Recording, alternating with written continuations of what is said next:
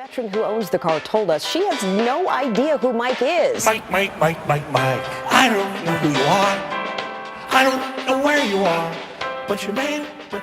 Okay, this looks semi-ugly, but doable. Who gives a fuck? Side. Who gives a fuck? Yeah. I mean, this is everything a communist have ever done throughout history is scuffed as fuck. This is just a reality. It is until we get to regime level where things start to get cleaned up. All right. Yeah, it's like 90% LARP about theory, and then when you're actually putting it into practice, it's like 100% improvisation. You're like, I guess the state is good now. I don't fucking know. Exactly. Well, everybody, this is friend of the show, Yugopnik.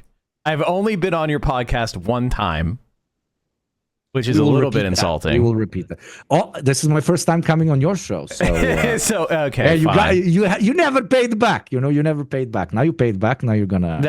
Okay, great. And so, how are you enjoying? If you don't know who Yugopnik is, you have your own channel on YouTube. You've now begun streaming at Yugopnik Twitch, which now that we're shared chat, everybody can hit the follow button. Thank you. Over there. That would be very kind. Thank you very much, Go. You are also a co-host of the Program podcast. I highly recommend you give that a listen with your fellow content creators, Second Thought and Hakeem. And I would kind of consider you a little bit to my right, chat. Not quite as left as me. Yeah. A little bit to my right. A little 100%. Bit more. Like everybody's to the right of you, bro. Everybody's to the right. I am to the right of you because, like, being a Twitch streamer, being a streamer is de facto right wing. But I've somehow managed to make it even worse because I've united the three dots of the unholiest of unholy, which is Twitch streamer, YouTuber, and God fucking damn it, podcaster. By the way, how do you put them on the hierarchy? Obviously, all three of those jobs are the best jobs on the planet. I mean, like, and which is more left wing than the other? No, which is like more cringe than the other. Podcaster is the cringest, like objectively. Like if you only do a podcast and don't do anything, it's very cringe. No, you're right. I think podcast is the most cringe because it's the most pretentious. You know what I mean? I never got that. Pretentious how? Like, okay, how is like, podcasting? Like, I'm making a radio show, and here's our ads. Have you ever wanted to sleep better? Have our CBD. And it's like, you know, it's very much in the form of a radio. It's like, Mommy, I made a radio show in my garage. So I think that's more cringe. I think, but then again, everybody and their fucking mother is a podcaster. I feel like when an average Joe hears podcaster, they're imagining hawk to a girl, or the fucking guys like buy my course, brother. I will make you very rich, or the crypto dudes, etc., etc. That's even like that's why it's also more cringe though, because it's like it is more cringe. It's like so I'm agreeing with you that that podcasting is the most cringe. As far as YouTube versus Twitch, that's tough. That's tough for me because, like, I feel that streaming is, I think what redeems streaming for me is we're very self-aware of being slop. We're very self-aware of, like, the ethereal nature of our content and how it's like you make it, people watch it immediately, and then it goes bad, right? And then you make a new thing. And so you're constantly, it's like, it's in the moment, and everybody's self-aware of that. And I think that redeems it a little bit because it reduces how, like, self-important it is. Like, each stream isn't the most important stream. Like, whereas when you make a YouTube video, there's a certain level of, like, I'm making this, and you're editing, and you know, you get pretensions. And I think YouTubers are a little bit more pretentious. And it's extra hypocritical because even in our space, or whatever you want to call it, like entertainment with a little bit of political commentary or political agitation, if you're a bit more self-assured in the stuff that you're actually producing, it's extra hypocritical because, like, streamers get shit for quote unquote stealing other people's content and watching their shit and like responding to it, but 95%, again, even in our field, of the videos that get made for YouTube that are covering a particular topic have already been done. Like, people just stylize the video a little bit differently, use the exact same arguments as the previous guy, girl, or enemy, and put it out. And, you know, stand on top of it as if they, I don't know, fucking introduced advanced new theory and they're the next, I don't fucking know, Engels. That I completely agree is what I'm saying. There is a certain level of pretentious that comes with YouTube content that does not exist in the feeble mind of a Twitch peasant. Yeah. I mean, gosh, I agree with that completely. And the other thing is, I think YouTube is also, it's the pretension thing. Like, everything is super plagiarized, right? Like, how many people have like huge channels where they just plagiarize Wikipedia articles and then repeat it over like really poorly made stick figure drawings? And these people are like multi-million subscribers, right? But they don't. That's why the whole like LARPy dead internet theory or whatever, it hits the nail on the head, but only halfway through, because they're like, oh, this is just like algorithms reproducing shit. It's just like AI printing out shit. No, yes, sure, there's a lot of that stuff. Fucking, did you see the minion on the cross? The minion on the cross, the fucking legendary meme. But it's also just like because again, blah blah blah, not to be the local fucking commie, but profit motive, and now you have a shit ton of people that are not doing it because of passion, because of artistic ingenuity, because they actually care about the topic that they are writing on, that they are depicting, etc., etc. There's hundreds of thousands upon thousands of people that have gotten into the quote unquote content game, even on the side of making essays, making historical content, making analytical content, making political content, 100%. Only to make some fucking money. Dude, you probably have like massive channels that are like 5, 6, 7, 8 multi-million-dollar channels that are probably owned by a guy that like literally just pays writers and pays editors and goes to fucking Hawaii, like never works ever. Especially because the entry, financial barrier to entry is zero. It's buy a fucking mic and hope that the algorithm likes you eventually.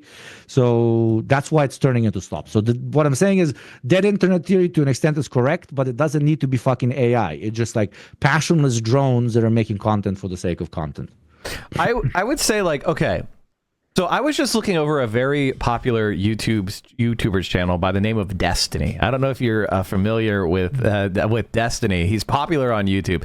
He's kind of what I consider to be the quintessential YouTuber, in the sense that he knows absolutely. I have no idea who that is, by the way. Absolutely no idea who that is. Yeah. He has absolutely no idea what he's talking about on any topic. And but he also acts super arrogant while sexually exploiting his audience. So for me, he's kind of like the representative of what a YouTube creator is like, which is completely dumb as fuck, doesn't know anything. Like, we just watched a clip today where he didn't know what common law was, and he was like arguing with an attorney about how America has common law, and which is a very basic kind of 101 American, poli-sci level take. And it's like, okay, first, if you don't know what common law is, that's fine. But you don't then say, I know how to interpret law better than a lawyer. You know what I mean? So, it's a fucking hot take economy for the sake of the hot take economy. But and it's completely like vibes based, bro. Like, so correct. He has those particular vibes, and people that watch him have the same rapey vibes. Let's be fucking honest. And they're gonna listen to everything he says because he's like the apex rapist guy. So they're like, oh, fucking phenomenal. This is the fucking wolf that I need to stand behind in my march towards eternal truth through one Wikipedia article at a time. Well, this is something that I wanted to ask you. Massive, well, this is just to like kind of frame what I'm saying, and this is like the issue that I think is facing politics in this new era of content. Like, live streaming content is actually, and like making YouTube videos is what politics will be for the rest of our lives. Like, number one, like that's unless some more immersive form takes hold. Like, people are going to be making short form content, and they're going to be live streaming. And the reason why I know that is Mexico. Like, AMLO was basically a live streamer. Every day he would go and he would do like a 4-hour live stream, like me, in front of, and he would get hundreds of thousands of people watching. And the thing is, it worked, because even though AMLO is really a weird guy, because he was like going around the media and he was engaging with the Mexican population and talking about the policies that he was doing. Now, Claudia does the same thing. Claudia Sheinbaum. Now, listen, I have my critiques of that party. But you can't deny that they are the most popular like left-leaning party in the world right now, outside of the Communist Party of China. And like that is based on the fact that they figured out we're in the live streaming era, and just going in front of people and talking them to directly and treating them with respect, right? Like not just giving them grade 5 level takes, but actually showing depth, bringing on experts, talking about the issues, treating the Mexican population like they're smart enough to understand this stuff. And that has resulted in massive like loyalty. And so, you know how much fucking logistics you need to fill a whole ass Colosseum every single day, 4 times a week. Imagine filling 100 Colosseums 4 times a week for 5 to 6 hours, with more people coming in. The second somebody goes out, new people come in. Impossible, right? Then this little thing called the fucking internet erupts, and we can quite literally do this. And some politicians figured out how to properly utilize it. The game is completely changed, and we will, like, I completely agree with your take, and we will see even like established quote unquote political figures start to utilize God, I hope it they as well. do. Yeah. I hope they do. Oh, but there's a dark side to that potentially, right? The fucking misinformation flows like a river now. You can imagine how it's going to flow when they have access to much more people than they've had access to previously, that they can lie to quite literally directly. Well, yeah, I mean, et cetera. like the mainstream media, like it used to be. I think why the mainstream media failed so much is because it was about giving. It was about manufacturing consent for what elite consensus was. So it's like the elites figured out we're going to go to war with China, right? Or we're going to go to war with the Soviet Union. We're going to invade Vietnam. And the mass media was just a way in which the elites' beliefs were inculcated into the masses. And so they were done in a very straightforward, it was more like conclusions being transmitted to the audience. It wasn't a democratic dialogue between like the people and the elites to figure out what is the reasonable policies. It was the elites dictating to. It's like these institutions, these organizations trying to tell me what to think. Exactly. But when there's a guy with a little camera looking me straight in the eyes through the camera, then it's more humanized. Even though like probably half of his takes, if we're talking politicians, also come from said institution. But because it's much more organic, it's much easier to swallow, and therefore much easier to trust. Yeah, no, dude, the streaming can change the whole fucking game. Yeah, and also, like, those of us, like you and I exist because of the social media milieu, right? Like, literally. Because I can have, and you have discussions with our audiences that get into depth, where we can talk about the historical evidence. We treat them like adults, and we talk to them like, well, maybe not in your community, but in my community, we treat them like adults, and we respect their intellect, and we when we talk about the issues like American foreign policy or Medicare for all, we're not talking to you like you're 5.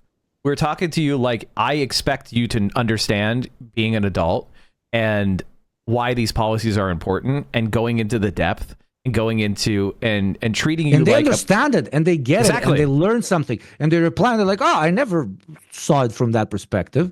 That's kind of fucking interesting." And then you slowly see them blossoming. That was the biggest surprise, honestly, because when before I started doing this whole fucking thing, and I would watch, some streamers, not always political, but in general, and I would see them constantly, like, very violently, even arguing with chat, which is sometimes necessary because you get hogs in chat, and then you treat them as a pet, and it can even be fun. You milk the content out of it, etc., and then the rest of chat can learn something new from your interaction with whatever, sometimes well-intentioned, sometimes not well-intentioned points that they are throwing your way, right? But I was expecting to get a lot more completely unhinged pieces of shit in chat. And I've been doing this on and off. Now I'm trying to, from the beginning of this year, to fully become a streamer, or whatever you want to call it. Oh, really? Oh, no. Yeah. Dude, I will only steal the weekends, bro. Yo, Mike, weekend's a good time. Normal human being does not stream on weekends. And when you feel that, the fucking, that lack of heroin, that Mike heroin over the weekends, there's an unhinged, masked fucking bot. I mean, listen, like, I respect the achievements of organized labor, and I don't want to be somebody who undercuts that by streaming on the weekend. You know what I mean, chat? Like, motherfucker. I would be doing Race to the Bottom. And so even though it would be good for me to stream on the weekend, I'm sacrificing for you guys and for the cause, because I don't want you to have to be forced to stream on the week or work on the weekends. So yes, consider me as the line, ultimate person in solidarity. You know what I mean? Like, I show my solidarity with the worker and anybody. No, I'm fucking. Just the thing that I wanted to say earlier, I was surprised how smart chat is, how well-intentioned like 99% of these people are, how much they want to learn when it's learning time, how much they just want to hang out when it's hangout time, how much also we can fucking learn from these fuckers. Like, when I started, I was constantly screaming at them, literally committing Twitch suicide. Stop watching me, go touch some fucking grass. Turns out most of them also do. They just, also listen to me while they work out, while they study, etc., etc. All of them have, to an extent, very well established, decent fucking lives. They just, they don't believe that the peak of humanity is this fucking mega mall we call capitalism. So they come and they create communities and they interact with us as well, and it becomes something real. Basically, TLDR, I thought that it's going to be far more toxic than it is. Well, the thing about streaming is that the community reflects the creator. So if you that's why they're all horny all the time, motherfucker. Exactly, your audience is very horny because you're horny, right? And yours is what? Very smart, very erudite, and yeah. I have an emote just for people like you called DSA Bonk. Yeah. Whatever anybody is acting like a Yugopnik in my chat, they get clubbed, and that's how we keep them in line. But I will say this, so that's what I love about streaming. The other thing that's very funny is like conservatives are actually scared. The most important emotion for the conservative movement is fear. And so when you when you have an open chat and you're like, come bring me your conservative, arguments and let's have a conversation with it, that's the thing they're the most scared of. Because they know deep down that what they believe cannot really firmly be supported by the evidence. And so having an open chat, having the ability for people to come in here and try to like make points kind of demonstrates to your audience and the new people in your community just how vapid they are and how little foundation they have for their beliefs. Whether it's stuff like racism or defense of neoliberal capitalism or whatever. What you actually find is the people that are coming into your chat to defend these things, they usually just act up. They usually just like throw out an insult or something, right? Or they act like a child, a troll. And that's like pretty much the peak of conservative thought at this point on the internet. Like, you're not like Asmon's Gold chat is not out here, offering us treatises on neoliberal development theory. You know what I mean? These are just guys going like, we got the better culture. Yeah. And even like, let's imagine they exist, and sometimes they do exist. The 5% of rightoids that are not like just vapid, hateful, fearful, you mean the capitalist economic cuckolds or whatever. They usually, the type of fucking conservatives that are the way they are because they've never really even interacted with a relatively progressive person ever, and they have this image of this fucking unhinged communist that wants to come and take away their guns or whatever shit. Streams really allow for them to potentially come in, and then you interact with them and you give them a very different image of what quote unquote leftist is. And then it starts clicking. They're also like just fucking chill. They have maybe a worldview that's a bit different than mine. They look chill, so maybe I want to learn more about this worldview because maybe I'm missing something because they look like fucking normal. And, light bulbs start going off to an extent, and you can contribute to a relative sense of, de-radicalization or whatever the fuck that means, but you know what I mean. And, that feels good too, is what I'm saying. Oh, no, definitely. It's funny because sometimes people will try to attack me, liberals, because I come from a very conservative family background, at least on my parents and family has been radicalized to the left by me. So people will come to me and be like, oh, you used to be a conservative in 2003 or whatever. And I'd be like, yeah, I was raised, in a military background and you know in a very conservative family background, and through my conversations I've had with family and their life experiences of like getting into organized labor and things, I have helped push them towards a left-wing radicalization, or left-wing politics that they didn't previously have. I'm proud of that success. You've grown. Mike, fuck you. You've grown as a person, and that is fucking disgusting. You should only hold the opinions that you've held when you were 17 for the rest of your life. And, your life has peaked ideologically when you're complaining about black people in video games. And you should continue I would never did. I never did that for the rest of your life. And then want to shoot communists because you can't have a girlfriend. That is how you're supposed to live. Not actually learn, I think one of the things that's really interesting, and this is what I want to, what would you like to talk? Like, what do you think about like the space? When you did a video on like the funnel, which I think is one of the most important videos to kind of understand political discussions, because I want to talk about tumors for a second, and get your thoughts on tumors, which is like, there are people that use the appearance of politics or talking about politics or interacting with politics as clickbait, as a way to get people into their community. And that's their only goal. And I think a lot of us who are more oriented toward politics as a real project to try to accomplish something in the real world, we can oftentimes get confused or subsumed into interacting with these people because they are making political sounding arguments. I'll give you an example of someone that I'm talking about, Ethan Klein. Right? Yeah. Ethan Klein is injecting himself into like the political debate on Israel-Palestine. And it's like, this guy doesn't actually care about politics or he even makes really content you watch while you're taking a shit. And exactly. He wants to have hot takes on apartheid. Yeah. Yeah, like, and he doesn't have like in the way he approaches politics is to use it in interpersonal squabbles, right?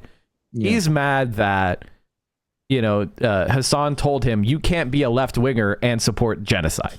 You can't be a left-winger and support the apartheid. And if you have that take, left-wing people are not going to like you. And so, Hassan communicated that to him very clearly and fairly, and honestly with kid gloves, right? Gently. And Ethan Klein thought, no, it's you poisoning your audience against me, as opposed to Hassan just saying, my audience is a political audience with beliefs and a perspective, and you can't do the thing that you're going to do. And he ended up, he went down and when they broke apart, Hassan did the ultimate move in revenge, which is he lived well and he succeeded in life. Yeah. Do nothing, win. Yeah. Like just go and say, okay, bye. And, Hassan's viewership went up and his viewership went down. And since that point, he's been fixated on him, and he's becoming fascist radicalized because of the interpersonal thing, right? Absolutely, yeah. And like he's using these. And sorry for getting off on a monologue here, but no, go on. This is my understanding of people like him or Destiny, or is they're not really political. They're using politics, and when you approach them with like political arguments or with an attempt to understand their worldview, there's nothing there.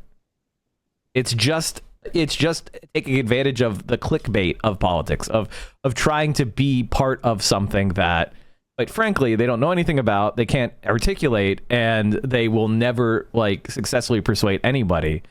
And so you should just treat them like you would treat any other worthless troll. Make fun of them, laugh at their failure, and watch them fail. I agree completely, or sometimes to an extent even ignore. Listen, like the whole funnel thing that I did, I was surprised that nobody had made it previously, because basically now we have social media, and obviously it's going to be utilized to a certain extent to push particular worldviews further.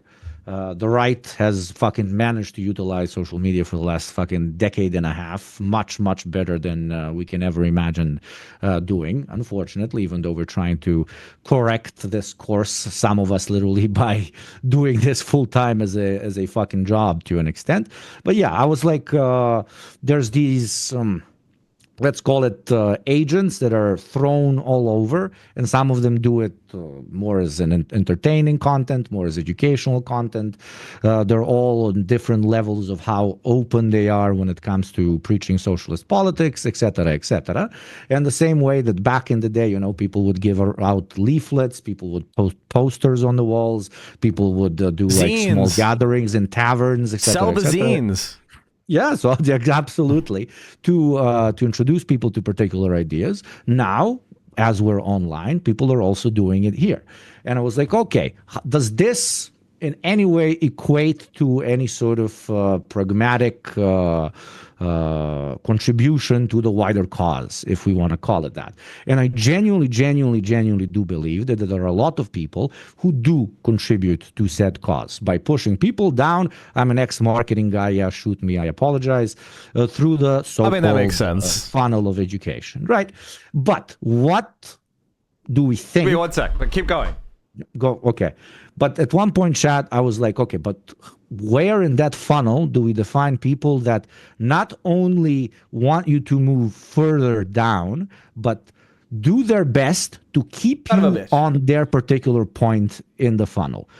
I asked two questions. Why would they want to keep you in their particular level of the so-called radicalization funnel? By radicalization, I just mean like knowing more about what's fucked up in the current system and learning more about how you can potentially change it, right? Why would they not want you to learn further and maybe even grow out of the level of coverage that they're introducing? Why? Because of the good old fucking profit motive. That's why. Because you staying in their communities forever means they keep making more money. So if I introduce you to, classic Sotsdem arguments, that's absolutely fine. That's great. That's fucking, pragmatic, progressive thinking. But then if you also come into chat or the comment section or you interact with me and you say, yo, thank you for introducing me to this sort of thought, but now I'm learning more about this or that theoretician, or I'm joining organizations that are like, let's say, a bit more radical, again, to use that term, even though it's got a relative negative context for some people, than the classic progressive Dems, right? Why do they then react by calling you, fucking unhinged, somebody who is like a quasi-fascist, etc., etc.? Because they don't want you to leave, because they don't want you to outgrow their particular coverage, because they want to keep making money. And that's why I term them as quote-unquote tumors, which to an extent is not correct, because they're not even a part of the funnel. Some of these people have accidentally, and others have intentionally, kind of like Ethan Klein is an example of intentionally trying to enter the larger space of progressive, left-leaning, or very, very left-wing politics, etc., and cut out their little segments so that they can milk them for money, which was born out of this very intense disagreement about, I don't know, not wanting to openly say that mass murdering kids is a bad thing, right? So those guys, full-on shills, completely do it. Others come in with relatively good intention. They want to educate. They want to talk about these particular topics, etc., but they see the fucking dollar signs rolling, and they understand that if you learn more, you are either going to leave their community, or more importantly, that there's also a shit ton of money to be made by basically doing crazy levels of fucking infighting. So instead of calling out fucking shots, etc., you start punching down and you start punching up in the funnel. So here I'm not just criticizing, because it goes both ways. I'm not just criticizing the baby leftist creators that are constantly like, oh, these fucking guys are crazy talking about fucking LARPing revolutions or whatever up there, the pieces of shit, which is more common. I'm also talking about the guys up there fucking shooting down and not understanding that somebody also needs to introduce people to this wider worldview, right? To this way of thinking, to this science, to this whatever the fuck you want to call it, right? So basically, the main thesis of the fucking funnel that I made is that's how it also works when it comes to pitching a more expensive product. in marketing is you develop your own funnel, you introduce them to more advanced, let's call it, knowledge about said ideology in our case, and you don't punch up or punch down. And in the video I use, for example, Hassan is a very decent example. Motherfucker doesn't put anybody in his mouth that does quote unquote more radical content further up the funnel. He doesn't shit talk baby leftists either. Take your funnel, work your funnel, educate people. Don't fuck with those that make more approachable, like easier to approach content below you. Don't fuck with the guys above you. And that is how a proper it's just called solidarity, right? And, yeah, working toward, and that's what makes it agitation.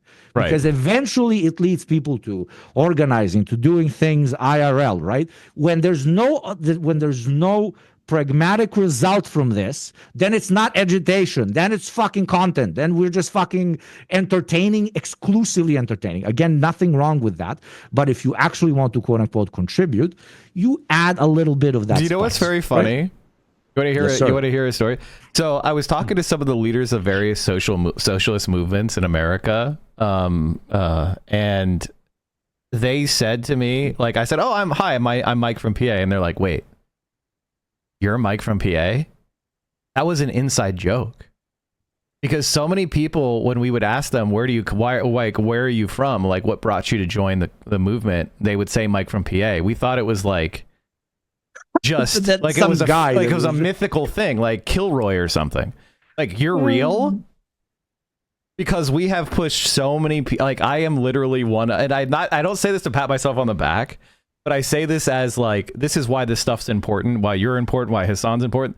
I'm one of the top recruiters for the socialist movement, which is very funny because I'm not that big, but I focus intensely on getting people active. Modesty is a fucking poison. No, yeah. I mean, I'm modest to an extent. I try not to be egomaniacal. And speaking of, I was just in the Communist Party headquarters in Austria, and I grabbed off of them a zine because it looked really interesting to me. And this is what we used to do, chat. This used to be it. Like, you would make little magazines. This is China's Turbo Socialismus. 75 Jahre Volksrepublik. Wow. And this is what we used to do. So now we have the opportunity to create this content and reach people where they are and create this socialist movement. And it's so much more effective as far as time from the agitator's point of view for getting in contact with more people. And there's only one way for you not to do it right. It's by being a tumor. That's why it's important to mention. Well, and like, and the other thing is, like, there's certain things that people sometimes talk about purity testing as an idea, and like, it's bad to purity test, right? And I agree with that in a certain sense, except there are certain things that are like, you are a liberal or you're a leftist, and that distinction does matter. We can't just become gruel and indistinct and have no program and just desperate to get as many people into our side as possible. We have to have a certain level of give and take. There has to be a certain level of political education, political alignment, political content. And when people use the term purity testing, that is a thought terminating cliche, or they can't debate on the merits, right? They're saying you're purity testing because I'm saying, for example, being pro NATO makes you not part of our movement, right? And for the status quo in America or in Europe, being pro NATO is what the establishment is, and NATO is set up as a defense project to kill the left worldwide. So if you're a pro NATO leftist, it's like being a pro slaughterhouse cow. Like, you're just not understanding the way that system is set up. So anything that is undermining and disrupting NATO is positive for us. And if you don't understand that, then you're probably not, a left-winger in a real substantial way, and you're still just a liberal. And you can't divide, quote, foreign policy from, quote, domestic policy. They go hand in hand. And these are like very basic things that we need to get over before you can really be a politically active left-winger. Because if you're going out there and being like, yeah, America shouldn't, support the genocide in Gaza, and yeah, America shouldn't, fight a war against China in Taiwan, and yeah, America should be, pouring troops into Ukraine. That's insane. You are doing an insane thing that is in opposition to your own survival. Because, go ahead. If you disagree with what I'm saying, please. I agree completely. But that's to an extent why we call it a funnel. There is a certain entry point, and the entry point is the very basics of what defines a to sound like a fucking nerd, the electrical materialist view. The entry point is defined by not holding particular viewpoints or agitating for particular viewpoints that are completely 1000% antithetical to even the most basic propositions that socialist thinking is supposed to represent. So yeah, there's when I talk about infighting in the funnel, I'm talking about infighting in the funnel, not our political enemies and opponents. Saying that somebody's not in the funnel at all. What? And we should be, I'm comfortable declaring some people to be enemies. This is another thing that I think maybe separates me from a lot of other content creators. Like, if somebody is in favor of propositions that will result in my death, right? They're not a person that is a persuadable target. They are an enemy to be overcome. I'm not trying to be like, so extreme with my rhetoric. Just I'm talking about being practical, right? Of course. An example of that is like, when people ask me like, why is NATO bad, right? Well, NATO was doing assassinations and coups in Italy called the Gladio. It's the Operation Gladio or whatever. They supported fascists in Greece. They have, they did a coup in Australia. This is not just like, quote, third world countries, which we have all heard a million times. We had a left-wing Swedish prime minister who was assassinated and they never figured out who did it. He was a Swedish prime minister who was opposed to the U.S. war in Vietnam and was giving aid and assistance to North Vietnam against South Vietnam, right? And against the United States. And he was just assassinated one day. Another Australian prime minister just drowned. He just went out for a swim and drowned. Like, these are kind of, and this is, and then as far as if you're talking about regular leftists, we supported genocides of leftists in Indonesia. They supported genocides of leftists in Taiwan. They supported genocides of leftists in South Korea. They supported, mass disappearances in Argentina, in Brazil, in Chile. The CIA basically controlled Japanese politics for a long time when it was a single party state. They assassinated the leader of the Japanese Socialist Party after World War II. Like, all this stuff, like, this is not just foreign countries. This is our countries, our nations, our lives. So if you're a quote, pro NATO leftist, you are supporting the people that are trying to kill you, literally.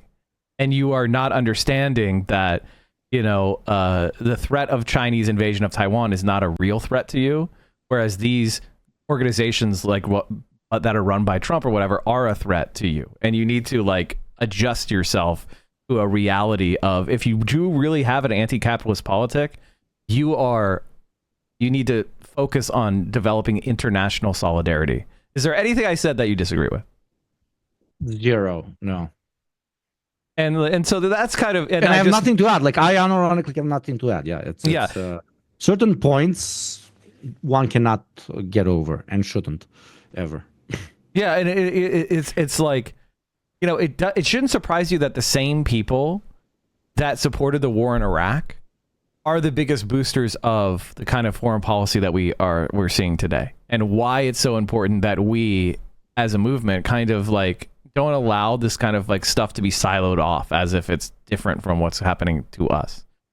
And people, and the American people are a peace-loving people. They don't want these wars, right? They don't want to have a war with Iran. They don't want to support the genocide in Gaza. They don't want a war in Iraq. That's just not the case.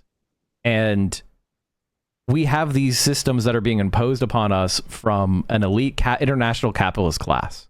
and we need to be underlining that every single day. And we shouldn't allow, like, you know, Kamala Harris, when she went up there and said, I want to have the most lethal military, I said, I'm out. That we can't vote for that. You know, you can't support that. Like, what are you talking about? Like, she's doing a genocide and she comes up there and says, and she refuses to let a Palestinian American speak. That's Palestinian American. But because she's Palestinian, she's not allowed to speak. That is a racial domination in our own country. It's not just foreign policy. It is, oh, you're Palestinian, you don't have rights. And then somebody comes to you and tells you that you're actually fighting the progressive cause by very adequately criticizing somebody who's passing the reddest of fucking red lines, which is, hey, maybe you should not firmly, not even like casual, but firmly stand in support of an act of genocide. Like it's a fucking non-argument, quite literally. What kind of conversation are you supposed to have with somebody that is willing to get over to like ignore the mass suffering of hundreds of thousands of people in order to push another 4 years of basically the same fucking shit. That's why they're, again, to go back, that's why they've never even been a part of the funnel, or if they represent themselves as part of the funnel, they are directly arguing against somebody moving further down, because they are actively trying to encourage you to think less as a socialist and more as a, let's say, placated fucking status quo campus lib. Yeah, exactly. Yeah, well, that makes me that brings me to a question that I'm curious about what your take is. How is Europe absorbing the Trump presidency? Is it creating an opportunity for like left-wing politics, or is it, you know, the final capitulation of centrism to fascism, or is it a mixed bag? Dude, I think it's creating potential, because the status quo in the European Union for the last fucking 80 years pretty much has been seeing their link, pretty much their sorry for the sexual terminology again, but basically the America's eternal cuck, to sound like a fucking edgy Zoomer and to sound like a edgy fucking communist. It's not even edgy. Like, I mean, it's just it's factual. Yeah. They're in the chair. It's you know, and we're having it with their wife. You know, and like a soft imperial colony of the United States as well. Like European Union bureaucratics, or even like people in what one could define as power. I don't think they even had the capacity up until recently to differentiate between the interests of European states and the interests of the United States. Even bringing this up as a point made you look fucking insane, because America is Europe and Europe is America. Right. The Atlantic unity. Yeah. Yeah. I wonder if there's like an organization that really contributes to that as well. Yeah. I don't know what it's called exactly. I don't know. I'm not that learned of a man. It's the part of the ocean you don't want to swim in ever. Yeah. and it was such a one-way alliance. By alliance, I don't mean alliance like, you know, like a fucking master and a dog. It was a protectorate. Yeah, pretty much, to an extent. But I could counter argue this. Like, was it really a protectorate, or did European states constantly go against their own interests by continuing to be? Look what happened since the European financial crisis. European economies have not grown for 15 years. Oh, dude, it's I mean, like, and they're still doing the same policies. It's like 15 years of austerity. You haven't grown. It's like because like, how is that even under capitalism? You guys are just failing and you're not reacting. It's insane. And like even like these apparatchiks that I'm talking about are to an extent fucking noticing this, because of my particular education. Whatever university that I went to doesn't matter. I have a shit ton of friends that right now like literally work for the EU. Some have already grown to like positions of quote unquote power, etc., etc. And they very openly say, I know it's a fucking meme, but it's a meme inside of the core of European Union politics, at least, in Brussels. The meme of the Americans are making they're making AI and nukes, and the Chinese are making AI processing and 450-kilometer-an-hour trains.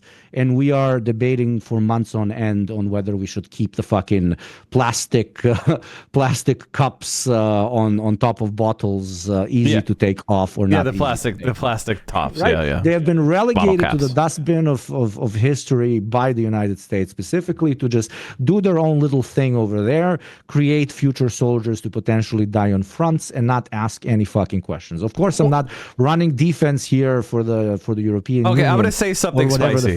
Just say. Basically, you are kind of exterminating yourselves because, like, they are. Yeah. Because, like, sometimes alt-right people will talk about like reproductive rates, and like, oh, we're not having babies, and that's bad. And a lot of liberals and left liberals are kind of like, yeah, I can't believe you're such a racist. You're caring about the population reproducing itself, and it's like, no, that's actually a totally legitimate point. And people are not choosing not to have children. People are economically prevented from having children. Like, they just cannot afford it, or they don't, or their lives are not stable enough, or they're not happy enough, or they're not able to find a partner. These are all very legitimate complaints.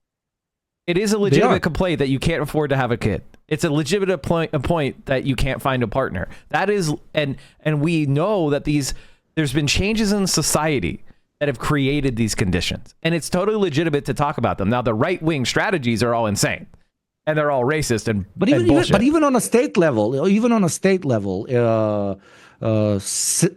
for example, in the European Union, openly stating that it's very bad for foreign powers to impede on our sovereignty, both through financial and political manipulation, blah, blah, blah. Usually, Russian Federation is bad. And okay, let's all agree. Great, bad. But the United States doing the absolute same thing for the last fucking 8 decades, even to an extent, because they literally can afford to do worse, in the European Union is simply shrugged under the table because there are allies. Why? Simply because they are. So what I'm trying to get across here basically is this interconnectedness between the bull and the cuck has been so eternal that sex quite literally has become only cuckoldry. Like, classic fucking missionary fucking has been completely forgotten in the European Union. The only thing we know how to do in Europe is wait for Daddy America to tell us who to fight next, or how to sabotage our own jerking off with your own shit. I mean, like, that's literally all the time. Yeah, like, and it was impossible. Sorry, it was unimaginable for anybody to imagine see a world in which this cuck who has naturalized, let's say, cucking as a sexual act to themselves, to realize, holy shit, this is actually not normal classic sex. What the fuck? Like, it was completely unimaginable for the European Union, especially the fucking people high up in all of these European states, to even think, let alone say out loud, yo, bro, maybe our relationship to the States isn't as both ways as we thought it was.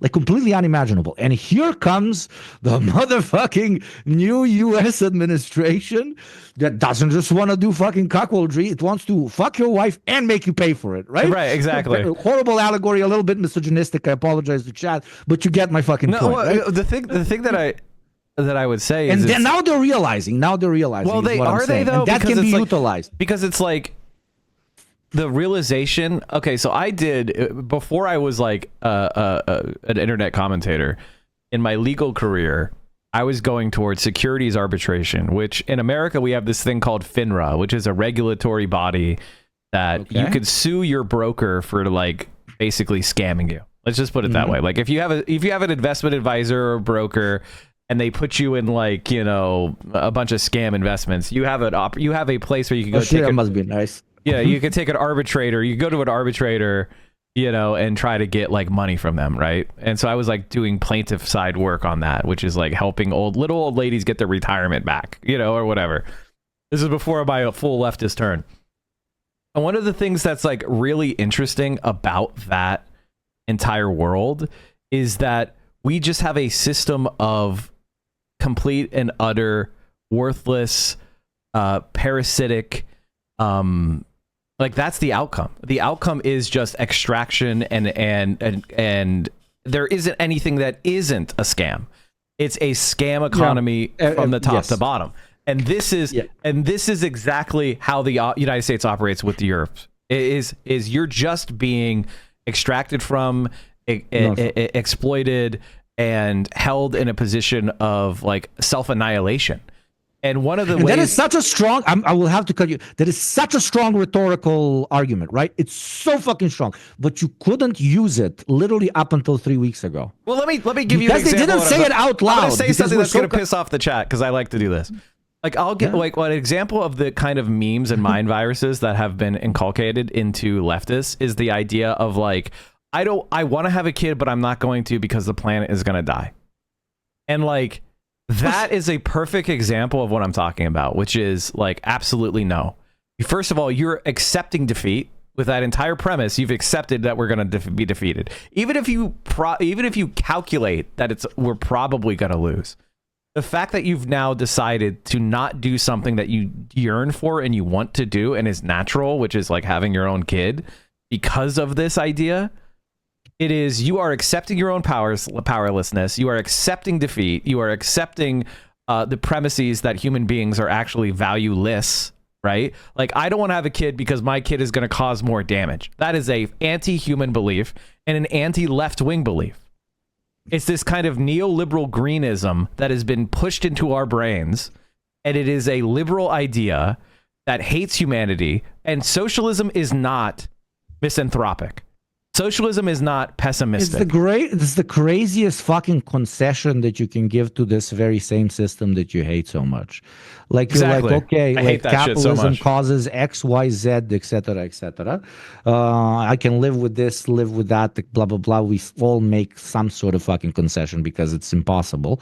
But you two do the ultimate fucking concession of, if you want to have kids, of course. I am actively not going to do it because of how fucked up the system is the pinnacle. Well, you should have of a kid raise flag, a fucking revolutionary. Like, what are you doing? You know, like, no, that's it's, if you think the system is so fucked and it needs to be overturned, that is a ultimate statement of love for humanity, because you see what's going on around you, seeing what's going on around you, and you want to overturn it. That is what I want to fight for.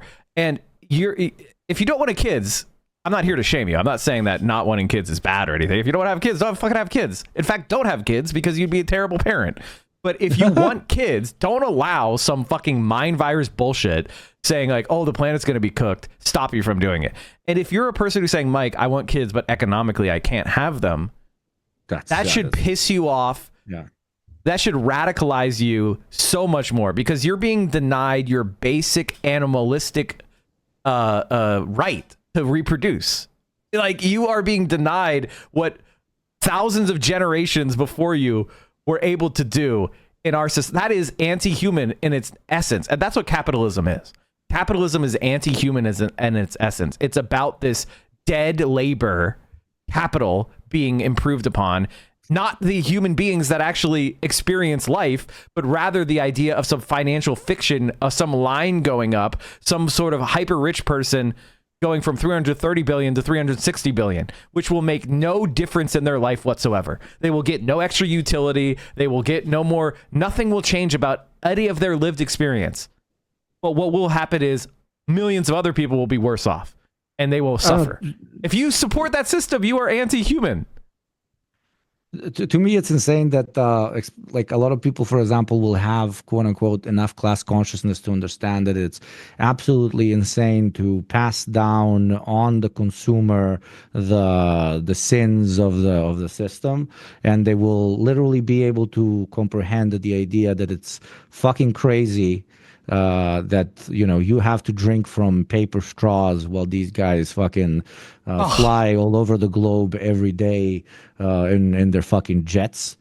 We and are then not poor. Also turn around and say, you know, I'm gonna understand that it's lived up bullshit to believe that the world is gonna be saved by paper straws, but the one thing that I will, even though it's not a consumer, but you get my point. The one thing that I will basically listen to capitalist dogma on is not having kids. Like, you're adequately pointing out that paper straws are fucking an insane capitalist propaganda, but you don't want to do it when it comes to having children. It's what the fuck? Well, it's weak as shit, bro. Well, like, it is this is where, like, sometimes people think that stuff I'm saying here is like rhyming with conservative arguments, but it's not.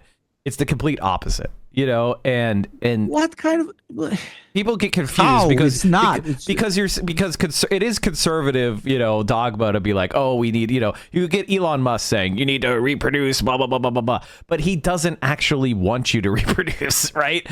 Like, he doesn't care about any of that. I want you to be able to live the life that gives you the maximum happiness and the maximum self-expression, and that includes the right to have a kid if you want to have a kid, and we should be pro-natalist in the sense, not like the weird, creepy, freaking libertarian right-wingers who are eugenicists, but in the sense of, like, that is and they want to fuck their own kids as well. Yeah, that's a basic human right.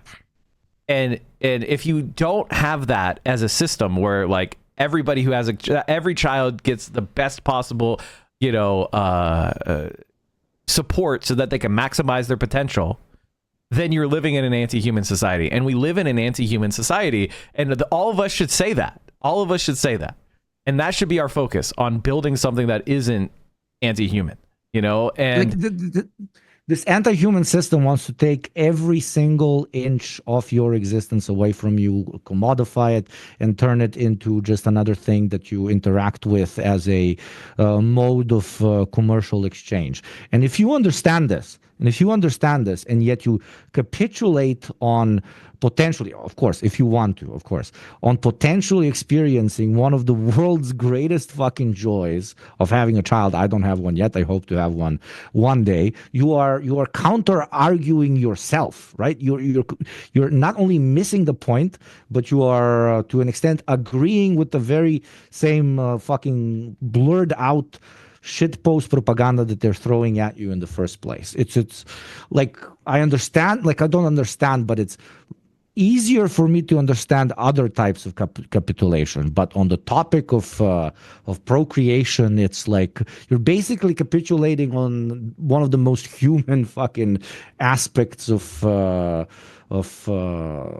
life that has ironically not been denied to us up until late stage 21st century capitalism. Imagine even the most degenerate fucking feudal or slave societies bringing forward such an argument. They wouldn't. And yet, capitalism's power lies exactly to an extent in this, amongst other things, of course. It's to take problems that it creates and put it on our shoulders and feel like we as individuals can slow down society's general degradation based on how we as individuals act. This reminds me of, like, one of my favorite parts of the Communist Manifesto. It's cringe to buy, like, fucking vegan leather or whatever, you do your fucking thing, but it's a billion times less fucking cringe than being like, I'm not going to have kids because capitalism. Bro, no, that's yeah. I mean, what I'm trying to say, like, this brings me to, like, my most favorite part of the Communist Manifesto, which kind of explains what I'm talking about, which is, I've heard it described as like acid, the acid of, he says, all that is solid. The bourgeoisie cannot exist without constantly revolutionizing their instruments of production and thereby the relations of production, and with them the whole relations of society. Conservation of the old modes of production in unaltered form was, to the contrary, the first condition of existence for all earlier industrial classes. Constant revolutionizing of production, uninterrupted disturbance of all social conditions, everlasting uncertainty and agitation distinguish the bourgeois epoch from all earlier ones. The fixed, fast-frozen relations with their train of ancient and venerable prejudices and opinions are swept away. The all-new-formed ones become antiquated before they can ossify. All that is solid melts into air. All that is holy is profaned. And man is at last compelled to face with sober senses his real conditions of life and the relations with his kind. The need of a constantly expanding market for its products chases the bourgeoisie over the entire surface of the globe. It must nestle everywhere, settle everywhere, establish connections everywhere. And this is Beautiful. all that is solid. I mean, this is 1848, chat, and it perfectly explains what is going on now. And like, if you go for a little earlier, he talks about how the bourgeoisie have stripped of its halo every occupation hitherto honored and looked upon with reverent awe. Oh, one of my favorite quotes. Yeah, sorry. It has converted the physician, the lawyer, the priest, the poet, the man of science into paid wage laborers. Yeah. The bourgeoisie has torn away from the family its sentimental veil and reduced the family relation to a mere money relation. That's what we're talking about. That's what we're talking about, is that everything that we used to believe, everything that we used to value is being destroyed.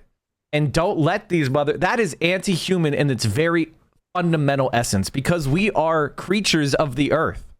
And capitalism, you're in the way. You're in the way of the algorithm of profit. And we have to stop them before they kill us all. And that's what capitalism's logic is.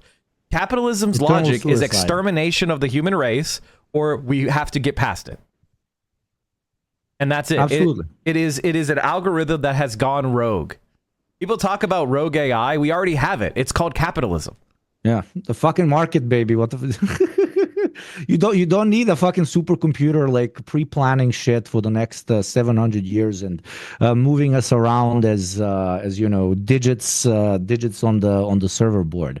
It's already happening. It's called the fucking economy. It's called the fucking free market, and it needs to eternally grow. And in its attempt to grow from 0 to 1 million, and then from 1 million to 1 billion, has unironically not only commodified even the very laborers, but even to an extent those who profit most out of it. Because there is only one entity that is above even the wealthiest billionaire or most powerful politician, and that is the system itself. We fear some sort of we watch sci-fi movies and we fear this mega computer that was created by humans but eventually gets out of human control and ends up being the main power that drives all of society. And yet we live in that very same premise. It's just not as bombastic. It's just called the market. One of my chatters figured out out what I was getting at, because today is actually the anniversary of the first publication of the Communist Manifesto. And really, what the fuck? I didn't know that. Sick shit, bro. and I want to read you another section real quick, chat, just so you understand. Dude, just before you go ahead. Sorry but for in interrupting. 100 years, they're not gonna talk about the anniversary of the publication of the Communist Manifesto. You know why? They'll refer to Yugo and Mike streaming together for the first time. That's there you go. There you have it. That's all of future attempts at revolution will flourish from this particular interaction. Don't you know this? The world actually revolves around us. And you, chat, they will ask you, where were you? And you'll be like, I got a tier 3 sub that day. 2025, and you will say, I was there posting bonk emojis. That's right. Bonk emojis in chat. Let's go. And this is what I'm talking about. The reason why I brought up this topic, because it's a passion of mine, but it's something that this is what socialists were saying in 1848. Think about today. The bourgeoisie, wherever it has the upper hand, has put an end to all feudal, patriarchal, idyllic relations. It has pitilessly torn asunder the motley feudal ties that bound man to his national superiors, and left remaining no other nexus between man and man than naked self-interest and callous cash payment. It has drowned the most heavenly ecstasies of religious fervor, of chivalrous enthusiasm, of Philistine sentimentalism, in the icy water of egotistical calculation. It has resolved personal worth into exchange value, and in place of the numberless, indefeasible chartered freedoms, it has set up a single unconscionable freedom: free trade. In other words, for exploitation veiled by religious and political illusions, it has substituted naked, shameless, direct, brutal exploitation. And that is what we have to fight against. We absolutely need to say, I'm not to return like the reactionary would to an invented past of, neo-monarchism or whatever, but bravely plunge forward to the future where we can say with reason, all the former organizations of our society were wrong. Setting up a minority of exploiters to exploit the majority of the exploited is wrong, and we're going to evolve beyond what we have previously known. That is what socialism is about in a fundamental way. It is the most pro-human, pro-ecological possible future. If you care about the environment, you have to destroy capitalism. If you care about humanity, if you care about art, if you care about anything, you have to destroy capitalism. All right. Sorry for getting off on a soapbox. No, that was beautiful. That's what we need. That's why I invited you on, because it was the anniversary of the Communist Manifesto, and I thought it was funny to bring you on today, because we were originally going to be on Wednesday chat, and I was like, nah, we'll do Friday. And it's been fun. Same. We should do it more often. We should set it up as a repeating thing. All right, so I got like 20 more minutes. So yeah? I want to hand the ball off to you. What are you working on, or what do you want to talk about right now? Like, what do you want to point people to, even if it's just making money for yourself? Go ahead. No, I mean, I have a pretty large video actually in the works that's going to come out. Yeah, going to come out on the channel in like spoiler 12 days, 13 days. It's a little bit over the top. What is it? In my opinion. I'll just say Terra Unitas. My chat fucking knows about it. I kind of because it really connects to what you were just saying. One world government, baby. Yeah. About building like being able to imagine a future that now feels unimaginable. This is the final struggle.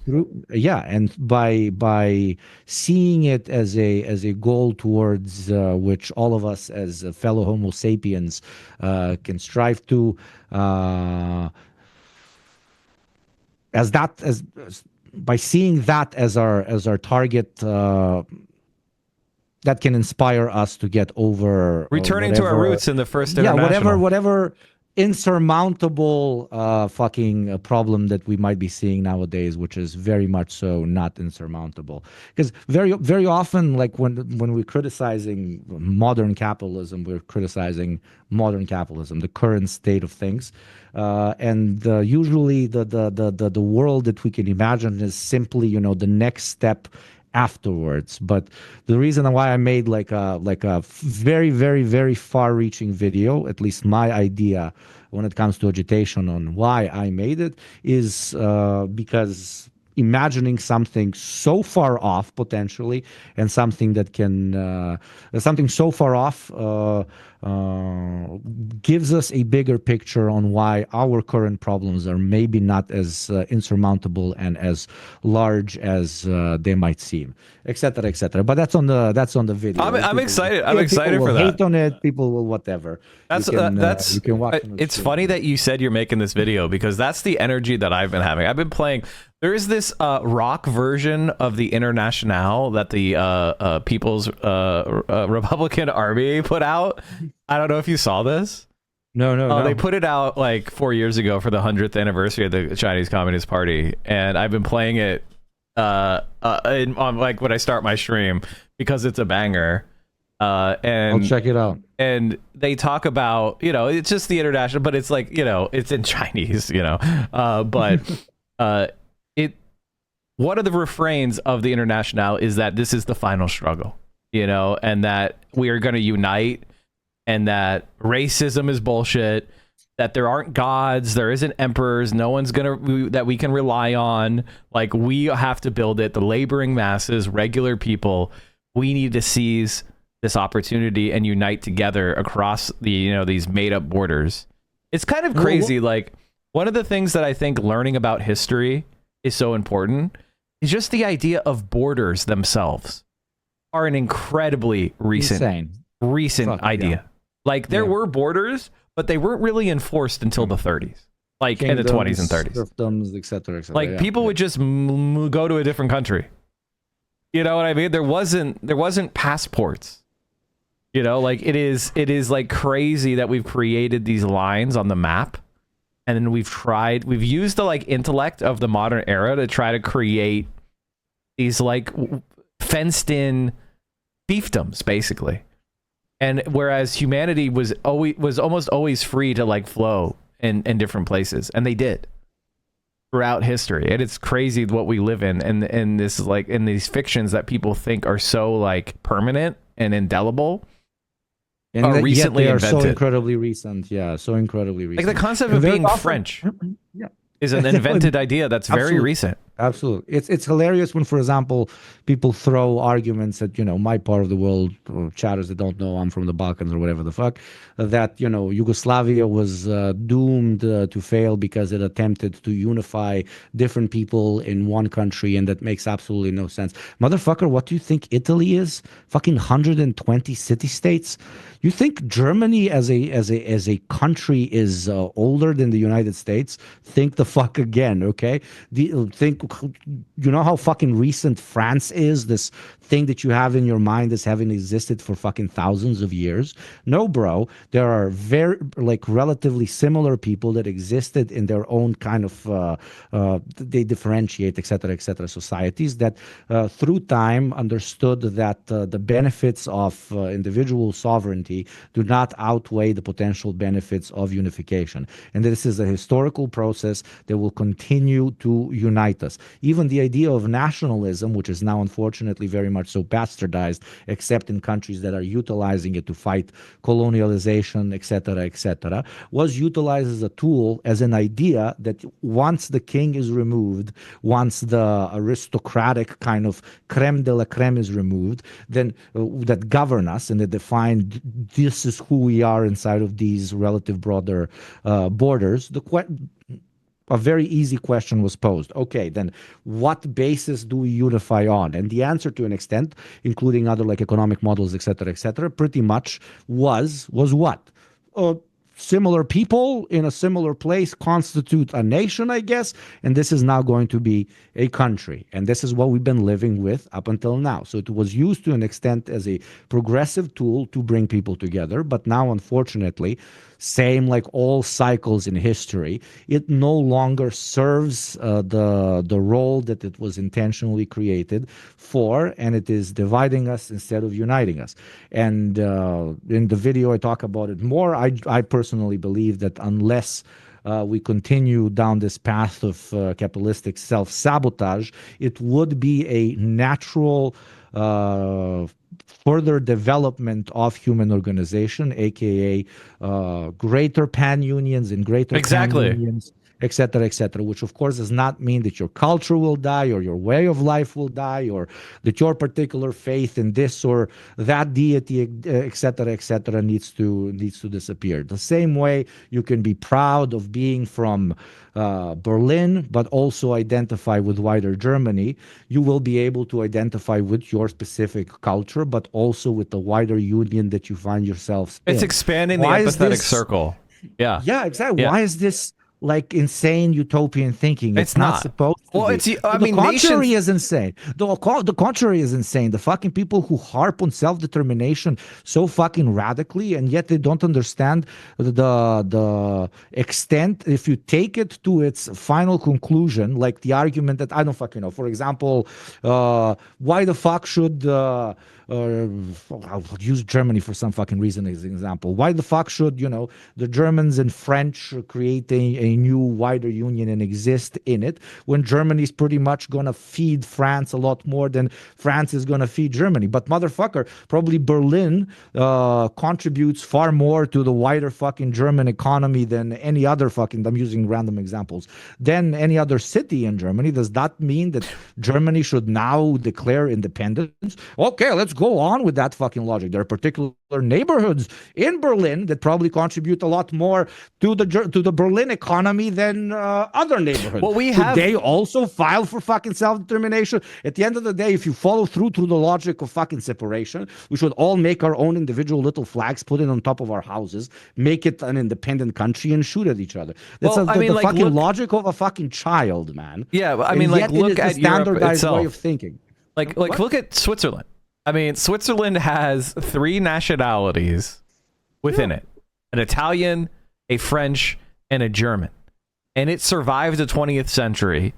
I don't think anybody would say Switzerland has, a multicultural catastrophe of Switzerland. Most people would say, like, it's one of the most beautiful countries in the world. It's fucking expensive as hell, but and it's a capitalist hellhole in some ways. But the idea that these people speak different languages or they have different traditions, that means separation that of people based on cultural ethnicity or whatever is the natural state of things. It is the fucking opposite. Yeah, that's one of the reasons idea. You have fucking tacos in fucking South America is because some fucking Arabs went to live there and they wanted to make a fucking doner without the shit that they had back in fucking Lebanon, and all of a sudden we have one of the tastiest fucking things on the planet. Latin Americans are about to fucking shoot me. The pastor, chicken pastor. Is that what you're talking about? Chicken pastor? I don't know. I watched a fucking documentary where like they trace the actual. Yeah, chicken pastor is the best chicken dish. This is my white opinion. But al pastor, thank you. Exactly, chicken al pastor. And I think of course. I mean, that's one of the best. The thing that I find interesting. Nazis going on white supremacist parades and going. White doesn't make any sense. And then what is white? Pizza or doner afterwards. What is white? I know, motherfuckers. But you get my fucking point. They want to remove themselves from internationalism, yet they cannot. Whiteness is international. Internationalism is the core on which all of whiteness is international. Like the concept of white is international. That's you guys, you Americans, this fucking weird fucking thing. I was always super fucking weird. Well, what I mean, but especially us as fucking Slavs. Like, where the fuck do we fit in? Obviously, I'm a pasty ass fucking white boy. I'm not fucking denying that shit. But the very people who define white looked at Slavs and were like, nah, that's not one of ours. Look and then you go to the States and like, what? Her eyes are too blue and she's too blonde. Not white. Well, no, of course. I mean, yes, it's nonsensical. Of course it's nonsensical. That's what's very funny. Like, I think that's why studying like the Nazis is very important for people to do, assuming you're not dumb as fuck, because you'll find that like their concept of Aryanness, which is related to the concept of whiteness, changed based on the political expedience of what the Nazi party needed. Right? Exactly. Like, they even had infighting. They had infighting because they oh god. Like this, if I'm an expert on fucking anything, it's fucking Nazi race science. The amount of shit I had to fucking read in order to make one of the fucking mini documentaries.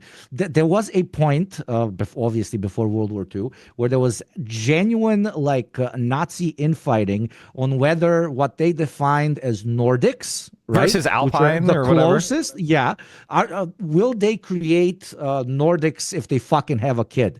And they were very, very radical, like Germanismus, like just German hardcore Nordic motherfuckers. They were like, no. Sure, we can be allies with the fucking Italians or the French for a second, but we ain't fucking around. Also, yeah, you can't fuck a French girl. Extent, that would make a non-Aryan. Yeah. That is always a very bad idea. But they were even thinking, like, even inside of Germany, we have a lot of non-Nordics. Of course. Like, the dark-haired motherfuckers. And those like need me. to go together with the Jews, the Roma, the Slavs, etc., etc. And obviously more pragmatic Nazis were like, bruv, like, we can't form a movement if we gotta shoot everyone. Even though long term, I like to joke about this with chat. Long term, if you take the division, fascist, at least like on the basis of ethnicity, fucking play through, and you kill that other ethnicity, and then you homogenize, then you need to find another enemy. Eventually, like the end goal of Nazism, like 1,000 years down, is obviously who's going to be the out group once you kill all other ethnicities. women, right? And then you have to kill all women. Therefore, Nazism is gay fascism, because you will be left only with men, and they will. Well, have I mean, to I don't think you're and have sex. I get the meme and the joke is funny, but I think there's also something to it, right? Like, but there is, unironically, what is the last enemy, the last other that you will have to exterminate? It's going to be gender based. well, women would always be like, ew, like they're not strong, they can't fight, they're subservient. You know, they're kind of parasitical in a certain sense, you know? How do you explain to yourself, like, women that actively participate in Nazi movements and shit nowadays? I mean, like, well, I think there's a lot of psychosexual stuff. Like, there is a strong impulse in humanity to not want to have to think, because thinking is energetically expensive. You know what I mean? Like, when you're sitting there and you're like thinking about a problem. That's why streaming is the hardest job in the world. You know, you got to think for exactly. Like when you're thinking about a problem, like when I'm doing this, like, like I'm burning more calories than when I'm just vegetating and just like watching somebody else do something, or I'm just like, you know, it is that's actually physically true. So there is like exertion that goes on when you have to think and when you have to reason. Right. So I think there is an impulse for people. It's just like a really intellectual laziness is a thing. Like where it's like, I just don't want to think. And I just want daddy to tell me what to do. Lives on. Yeah. I want daddy to tell me what to do. I want somebody else to do the work of thinking, you know, and that is what I think a lot of people are actually eager to do. They want to be told, they want to feel, especially when it's an easy explanation, when it's a borderline fucking D&D that I call Nazis IRL D&D fucking game masters, but with murder involved.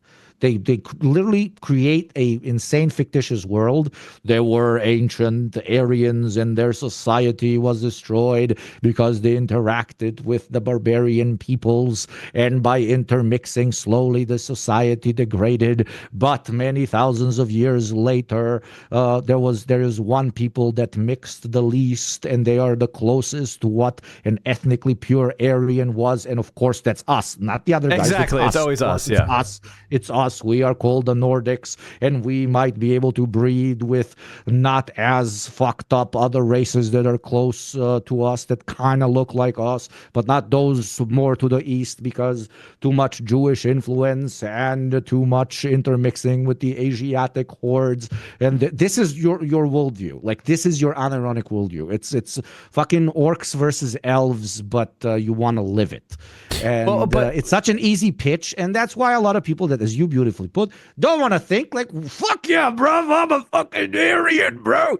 Living vicariously as well. It's so hard, bro. It's so good, dude. Yeah, living vicariously. It's like, you know, I was talking about this the other day, which is like, we want to be part of a group, and we want to be able to feel superior, but we don't want to do the work. And I think that's part of it. Like, I get it. Like, doing work is evolutionarily disfavored, right? Like, being lazy is an evolutionary adaptation, which is like, you know, if you have resources, if you've got food and you have water, you know, material conditions, blood, like literally, yeah. Like you know, if you just chill, you burn less, you know, and if it, you know, being like having that lazy gear is probably advantageous selectively in the future. So that, like, when you are in those conditions, you're not needlessly engaging in purposeless activity, right? And like that evolutionary, I'm not trying to get too evolutionarily psych guy, but I think that does intuitively make sense. I think so. We have in us this ability to be lazy, and to we haven't adapted yet to the modern society where I'm not limited by, you know, the amount of food I can get. Right? Or how many calories I can consume. In fact, I've got too many calories. I don't know if you've seen unflattering pictures of me out there. No. You know, after a day after a Korean barbecue, and especially I was high and I went to Korean barbecue. Okay. I want you to imagine that. I don't know if you have Korean barbecue in Yugoslavia. We do. Yeah, there's Koreans here. Yeah. Okay, what I mean. Okay, I'm talking about a specific. I get you. Yeah. An American all-you-can-eat Korean barbecue experience from Los Angeles, California. Okay, or you know, this is a bacchanal. Okay, this is a succulent Korean meal. Okay, you know, I'm talking about putting kilograms of Korean barbecue down my gullet. All right, that's not what's limiting me. All right, I could do that. Mike, I'm at work. Keep this PG. Okay, I will. So cocks. Sorry. So cocks. Yeah, cocks. Penises. Erect penises. A succulent erect penis? Get your hand off my succulent Korean erect penis. You are touching my yeah. God. You are touching my This man is touching my penis? This is what I knew we were gonna be yelling when you came on stream. Anyway, what was I saying? I don't even remember. Okay, well, about the laziness imperative. Yes, the laziness imperative. Yeah, and so we have to fight against that. We've got to build. We've got to put ourselves, you know, on the move. And what do you think? What are your projections? Do you have any kind of like takes for the coming years and this year of 2024 or 2025? Excuse me. What are your kind of like thoughts? Where are we headed in the immediate short term? Do you have any takes you want to share? There's either like a 1% chance that Trump is doing 70 fucking chess, and this will, in the long term, ensure the progress of American imperial hard and soft power around the world. And then there's 95% chance that Trump is just the result of the slow decline of U.S. empire, and he will not really speed it up because he is the result of said decline. And in 2025, we will see further alienation of the United States, even more away from what was up until this point defined as their traditional allies, etc., etc., more like soft colonies. But you get my fucking point. So basically, I'm saying this year in particular, we're gonna speed run American decline internationally, not of course for my American friends domestically, even though you guys will definitely feel it, unfortunately, domestically, which I'm not looking forward to, of course. Neither should anyone. But something that can potentially be utilized by the left, in whatever form it finds itself in at the time, domestically, in all of these places that are now going to be separating themselves away from the U.S. by utilizing that very same argument against what the right has basically completely taking a hold of for the last fucking 50, 60, 70 years. And that is that very particular pitch that, hey, you really harp on fucking state sovereignty, you really harp on independence, you really harp on building the destiny of our people by yourselves, then why the fuck are you still a cock to the Americans? They are giving us this argument quite literally for free. And I hope commies internationally manage to use it, because now it's come into the limelight so fucking openly that the so-called enemy can no longer deny it. So that's not the hottest fucking take, more of the optimistic take of the slow degradation of international American-styled capitalist influence being sped up a little bit. Yeah, I think I largely agree with that. And I would say one other thing. I think that to understand Donald Trump this is basically like all the people who are doing IMF structural adjustments all over the world who believe their own bullshit. You know what I mean? It's like most of the time they were doing those kind of structural adjustments, they knew it was just to gain an advantage over these countries so that we could steal their resources. Yeah. But now I think that Donald Trump's people around him are the people who believe that it actually helps the country. So America is getting the shock doctrine that we gave to Eastern Europe. Yes. Yeah. And it's going to be a complete disaster, just like it was a complete disaster there. Privatizing everything, removing the social safety net, make it even more threadbare, reducing our funding, closing universities, closing research. That's not going to make America better. The capitalist free market is not going to step in and do even better. All that's going to happen is the U.S. is going to become less educated, worse infrastructure, worse investment, worse of a society to experience in general. Income inequality is going to get worse.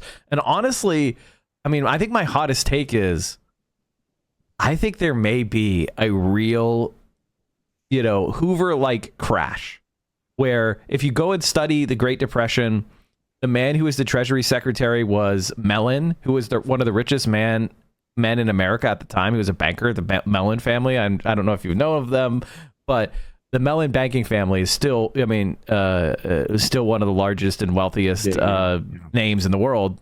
And he was like, liquidate labor, liquidate, real estate, liquidate everything. When the crash happened, he was like, this is good.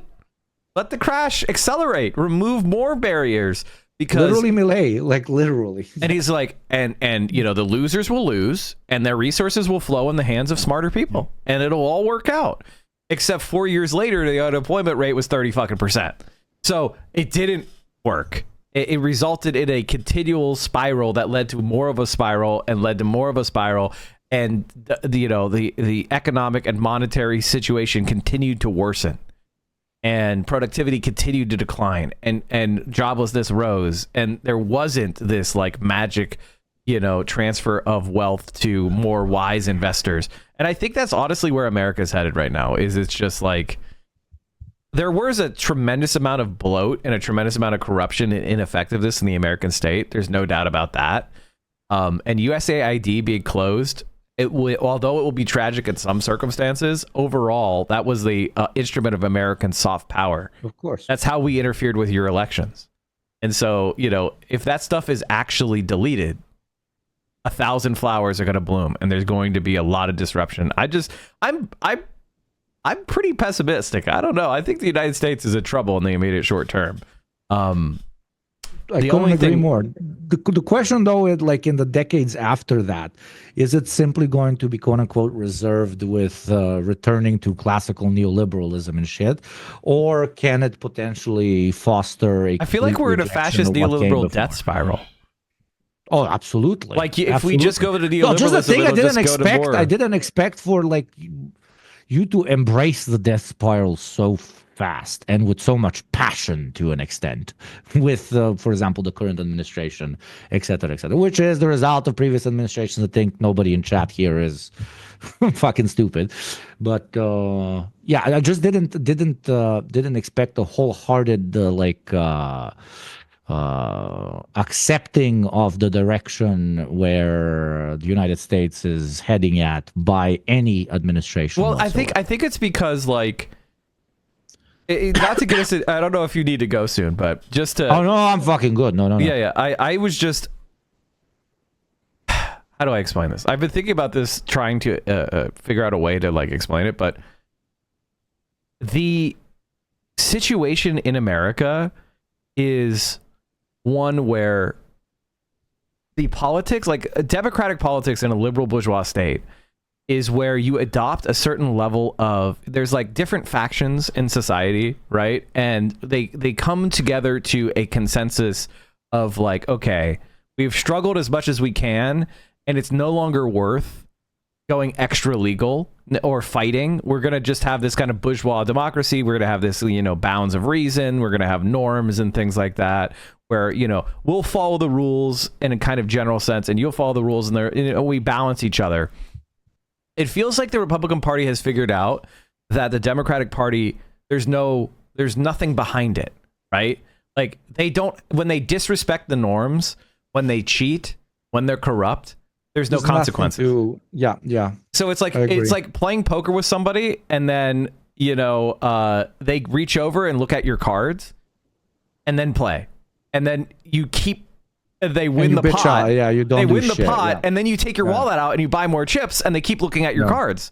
And it's like at a certain point, the fact that you continue to bring your wallet out, like you've now made it optimal for them to just maximally cheat. Keep looking at the cards. And I think America has fundamentally broken, because I don't know how you unwind that, because Republicans have now been taught to cheat and lie and dissemble and just, violate every possible norm of democratic consensus. You unwind it by explaining that it's equally the fault of those who are looking at the other player's card. Well, the guy keeps bringing out his the wallet fucking is as idiot much that of a keeps bringing contributor out as his the guy wallet. cheating. But in the American mainstream, that sort of fucking opinion is borderline non-existent. That's why people hate me, because I'm just like, the Democratic Party is actually the problem. People focus on the Republicans, and it's like, yes, they are the party of untrammeled capitalism. They are the party of fascism, of racism, of all the bad things, right? And those forces exist within our society, and they're not perturbed by what I say, okay? But on the other side, the opposition, which is supposed to represent working class people, the proletariat, justice, fairness, whatever, equity, they're not doing that. So I can't stop the evil bastards from organizing in their own interest. But how come the people that are supposed to be organized in my interest are not operating in my interest? And that's because they're, I'm sure you've explained it a million times what's wrong with the Democrats. And so I've said, for the longest time, a lot of people have falsely categorized me as like an electoralist person who thinks reform is coming through electoralism, which has never been my position ever, by the way. However, I have engaged with electoral politics in my life, and I continue to do so, supporting various candidates who I like, because I'm trying to I'm basically it's like I go into a room and they say, grab whatever you can. I'll grab whatever I can. Yeah. I'm not going to say, I want a certain type of thing. I'm just like, you're going to give me the, for example, I just helped get somebody elected to Milwaukee city government. Well, yoink. I just helped another person get elected to Wisconsin state legislature. Yoink. The guy, his name, Ryan, he literally went to Iraq to try to prevent the Iraq war, like to put his body on the line and said, I'm an American and I'm standing next to the Iraqi fucking government building. Don't bomb it or you're going to kill me. Wow. Like he was not just somebody who protested the Iraq war. He literally is a king, and now he's a legislator in Wisconsin. I helped him, get elected. He just wrote me this heartfelt letter about how he would have given up if it wasn't for our community. That's awesome. That is the type of shit we're doing. Now, is that electoralism? In a certain sense, it is. But I'm trying to create who the fuck cares political milieu. I'm trying to create a political milieu, and I'm trying to push for more. And I have kind of in my mind, I was always somebody who is like a dirty break person. This is DSA shit. I don't know if you know about this, but there were two types of arguments. There was the clean break people and dirty break people. What are they breaking from? The Democratic Party. Clean break people just wanted to kind of like almost do entryism. If I'm butchering this, chat, correct me. They wanted to do entryism, AOC type people, and just kind of win through a process where we kind of take over the Democratic Party and we remake it in our own image. That has been thoroughly discredited. Not possible. I was open to it. I'm willing to support people trying it, but it's not possible. Okay. And then you have dirty break people who we should break from the Democratic Party when it's the most damaging to the Democratic Party in the effort to destroy it. And I believe now is the time. I think we should be trying to destroy the Democratic Party because it just cannot fight Trump at all. They won't do it. They're just not standing up to him. And everybody who's a left-leaning person, even like libs, they see that and they hate it and they're pissed about it. They've been told for the last 12 years that Donald Trump is the biggest threat to humanity of all time. And now that he's back in office, all the libs are like, I'm going to work with you on deporting immigrants. I'm going to pass a law where they don't have due process of law anymore. And we just round them up off the street and deport them to a country they may not have nothing to do with. And so I think, for me, I want to build a workers' party. I want to do that now. And I think, and so that's been my, basically since it's funnily enough, basically since the DNC, when they said we're not going to bring on a Palestinian speaker, I've been like, destroy the Democrats. Like, it's over. Genocide, and you're not even going to pretend to lie about it. You're not even going to give people like, well, she lied to us, and then, at least give us that. They don't even respect us enough to lie to us anymore. And that is a sign of danger. Okay, go ahead. Sorry for ranting for so long. Sign of danger, but also, no. I love it.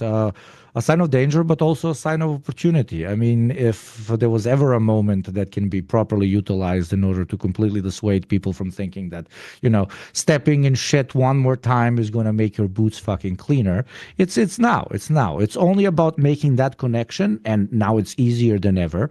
That without Democrats acting the way they do, you would not be able to put people as fucking unhinged as the Republican Party. Donald Trump would never win if the Democratic Party was democratic.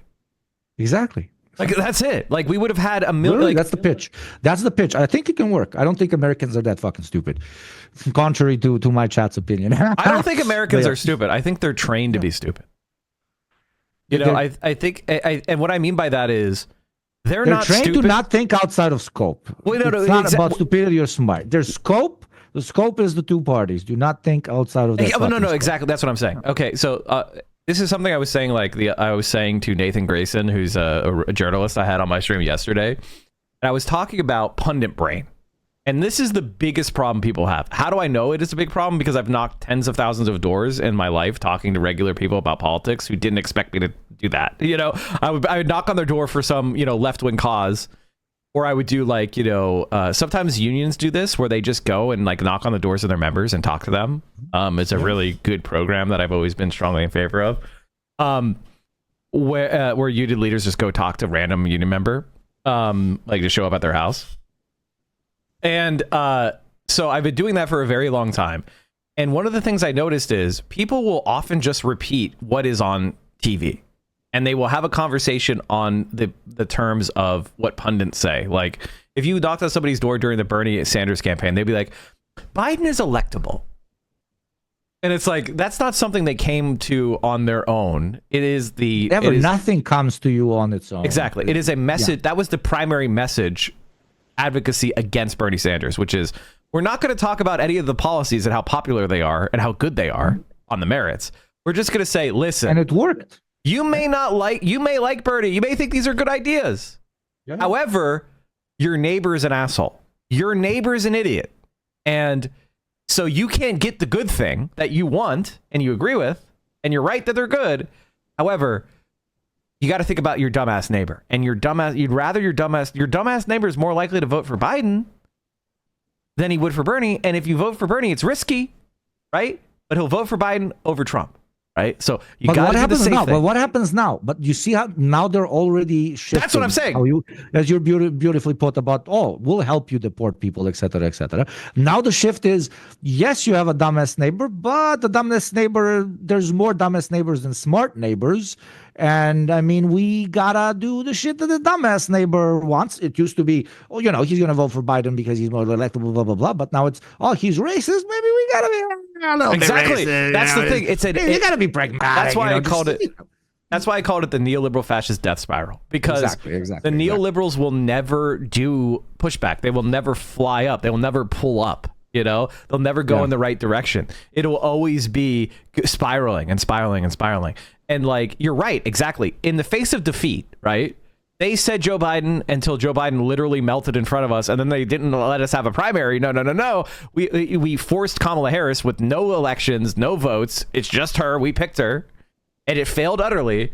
And the reaction is Joe Biden was an amazing, perfect president, and Americans just don't care when we make their lives better. They're just racist. That is their honest to God argument. And I think, first of all, it's delusional, and we could get into a lot of facts if you want to about why the country is not better. It's not. He was not a success on any metric. Anybody who tells you he was a success on X, Y, and Z is a lying hack. He was a failure, a complete failure in every important subpoint. And even on a simple do more what they call liberal moralism just for 2 seconds.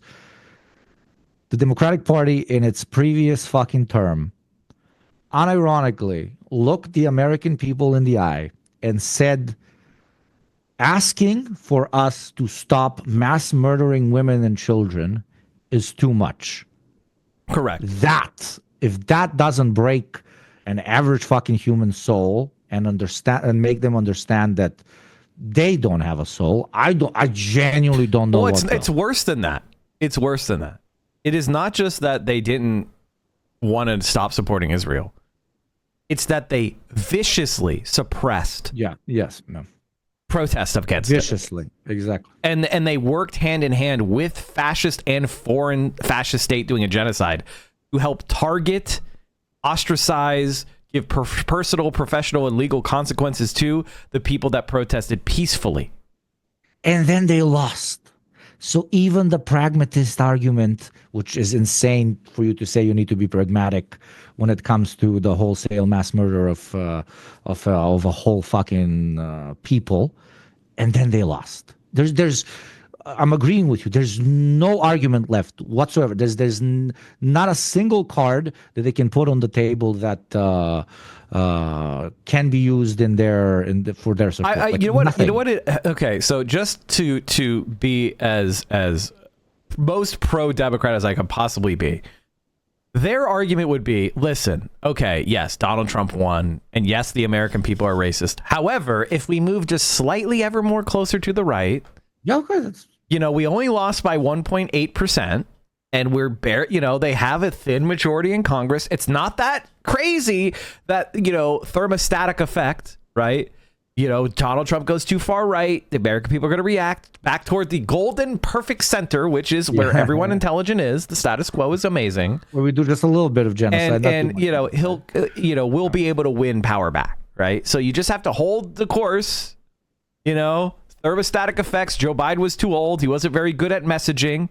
We'll find a good messenger and we'll be able to barely pull over the line. But don't ask for too much because this is a center-right country. So best I could do, tax cuts for corporations.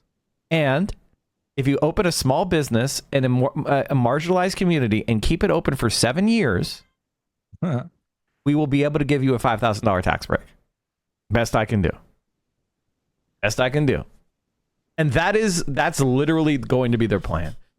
And it's important to understand that I saw this coming and I told you exactly what was going to happen. And I've been saying, it's very funny because I just pulled up a post of mine from January 21st, 2021, which was the first day of Biden's administration. And I explained exactly what was going to happen. Exactly. I predicted I predicted everything. And and it's not because I'm a super genius. It's just because my brain works. My brain works. And you're a super genius. Yes. I apply materialist analysis. More glazing of me is honestly necessary. Yeah, of course. Yeah. You know what's really bullshit? So I was talking to this reporter about Hassan, and I was talking about how he kind of disproves all the stereotypes about leftists because he's a tall, attractive, popular, muscled guy. And I said stuff like that. And he quoted me. Glazing Hassan, full deep throat. The balls were rubbing against my beard hair level of dick there's nothing riding. Wrong about glazing. No, it's fine. But then the very next day, glaze you can go more, dude. Go on Hassan's fucking Twitter feed. Glaze. I'm gonna pull it up. Right now on my stream, just so you can see how caught I was glazing. Let me see. Read it out loud. He posted when he went live. Let me see. Let me just scroll. He posted the glaze. He posted this. He is large, strong, attractive, funny guy who you want to be friends with, but he also has the values of the left. Mike from PA Pyre, Hasanavi, live from sunny California, publicized glazing. Look what this motherfucker did. Did. Posting your nudes on Maine, bro. This is like leaking a sext or something. A little you did a sext. This is fucked up. The sexting is good agitation, bro. Except when you then ride your homies, take a video of the actual sex. This is a bro job. To other people that don't want you to see. Yeah, that's different. Yeah, this is a bro job right here. All right. Well, listen. It's Friday. What time is it over there? It's drinking time. Yeah, that's what I'm gonna say. You got to be getting ready for. Dude, it's just fucking dry February. I want to kill myself. Are you done, or are you gonna keep streaming? I'm not done with dry February. I have 7 more days, dude. I don't know how you fucking. Do you drink? I used to drink a lot. I used to drink a lot. I saw a fellow man of culture. I used to drink a lot. I don't drink as much because, you know, my partner doesn't really drink at all. So I kind of, you know, I don't like to drink alone. You know what I mean? In the States, you're so fragmented that all your like IRL friends are. I just moved across the country, so you know how it goes. Like, but I used to drink a lot, and so I've kind of recovered from that before my, you know, as I'm getting older and closer to as I'm middle aged now, it's bad. You know, of course, the hangovers are insane, but you got to work out more, and you gotta there's you can always outwork out how much damage I drink like hard alcohol, like body. water. Yeah. You know, so that's always been a problem because I'm Scottish, and so like nice. It doesn't really bother me. Like we would just drink scotch, like. Yeah, of course. And, you know, whenever I why is that weird to anyone? Like that's so. Well, you're soft, brother. You're soft. Oh no, it's not. Chat. You're soft. It's brother. not about being soft. It just literally does not. Kidding, so I would drink like I'm toxic on. I would drink like so much that it would be bad. You know, so. It's kind of a trait of being a communist, you know. You are so incredibly fucking smart because of the information that plays through your brain. So true. So you see injustice absolutely everywhere, 24/7, and a drink makes it all go away, and life is relatively decent for a couple of seconds for you to rest. That's my pitch to none of you, because you should not be drinking, of course. Yeah. So I mean, I'm a super lightweight now, which is great, but it is what it is. Next time you come to I will die. One of the most beautiful I'll Serbian die and cities puke on in the myself. world, Vienna. You come and I reintroduce you. We'll be back. Well, we need to visit. We need to visit again. Assuming I don't get arrested by Trump's Gestapo. All right. Well, yeah. Go ahead and plug all your shit again. We can do a shout out. Just anybody in chat, click my account, click follow, I stream. That will be chill. You know, you saw who I am if you're interested in this type of shit. I apologize for the relatively LARPy, weird-looking fucking mask thing. I'm just still in denial about being, you know, coming out of the closet as a full-time quote-unquote content creator. So I keep it. Honestly, it's fine. Anonymous. It's probably smart, especially with the hat. I don't know. Today I was having a horrible hair day, but when I remove the hat, it's fine. You're very Tim Pool today. Bullshit. Yeah, I'm very.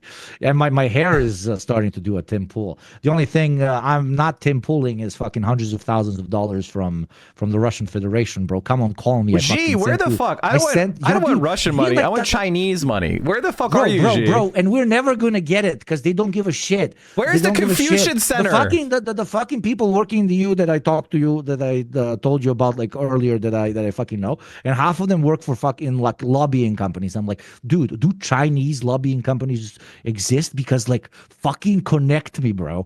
And they're like, no, they do not care. They do not give a shit. They're just like, we have the best products at the best price. Now, though, with the schism between the US and the EU, they might slowly start rolling in. And with that, my dear friend, we might not be begging for subs anymore, brother. Might not. I'm kidding. Of course, I'm fucking wrong. I actually, anytime I get anonymous gift subs in chat, I salute and say thank you, Xi Jinping, because I have a deal with my boy.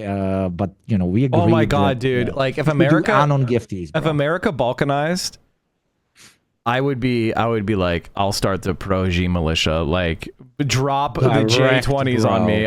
Teach me to fly the J-20. I'll fly the J-20.